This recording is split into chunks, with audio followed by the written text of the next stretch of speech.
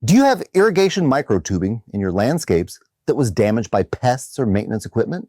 Or maybe it was installed by a previous owner and the plant it was intended for is no longer there. This is how to plug up unused microtubing that may no longer have a plant to water. First, we have to turn on the drip irrigation system to identify water dripping or spraying where we don't want it to. Looks like something probably chewed through this one.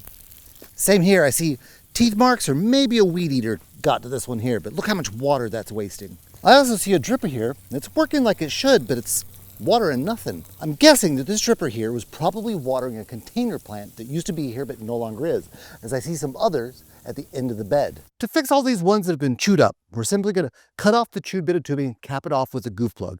We're going to do the same thing for the one that's a dripper. Since there's no longer any plants here, this is just completely wasting water. When you're putting a goof plug into the end of microtubing like this, make sure you use the small end of the goof plug. And a lot of drip systems, you'll see damage that looks like this.